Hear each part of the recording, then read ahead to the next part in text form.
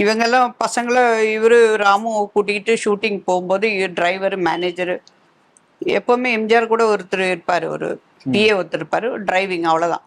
4 பேர் வந்து 4777 எங்ககிட்ட தான் இருக்கு.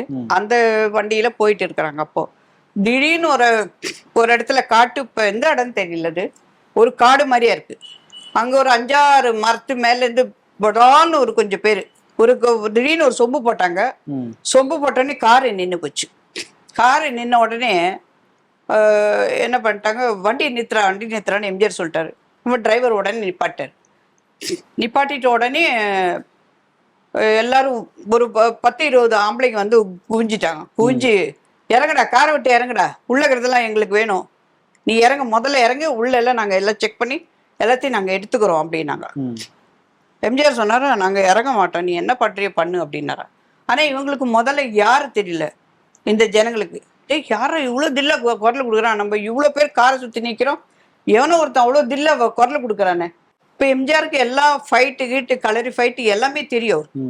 எங்க போனாலும் அவர் ரெடியா தான் போவாரு. காருக்குள்ள அவ்வளவு பொருள் இருக்கு அவருக்கு. அந்த அந்த கத்தி துப்பாக்கி எல்லாமே வச்சிருப்பாரு. அப்போ அது வந்து இவங்க எல்லாரும் சேர்ந்து வரும்போது, யார போய் பாடுறா, யார எவனோ உள்ள ஸ்ட்ராங்கா ஒருத்த உட்காந்துக்கிற யாருன்னு பார்க்கலான்னு பார்த்துட்டு தீப்பெட்டி குச்சி, தீப்பெட்டி எடுத்து கொளுத்து பாரியா, யாரையான்னு கொளுத்து பார்த்தா எம்ஜிஆர். தலைவரியா அப்படின்ட்டு எல்லாரும் காலில் விழுந்துட்டாங்க. தலைவரியா மறைச்ச நம்ம சார், மன்னிச்சிரு சார் சொல்லிட்டு எல்லாரும் விழுந்துட்டாங்க. இவங்க 2 பேரும் சின்ன பசங்க, பயந்துட்டாங்க 2 பேரும். அப்புறம் எம்ஜிஆர் எல்லாரும் இன்னொரு வாட்டி இந்த மாதிரி பண்ணாதீங்க சொல்லி எல்லாருக்கும் 100 ரூபா கொடுத்தார்.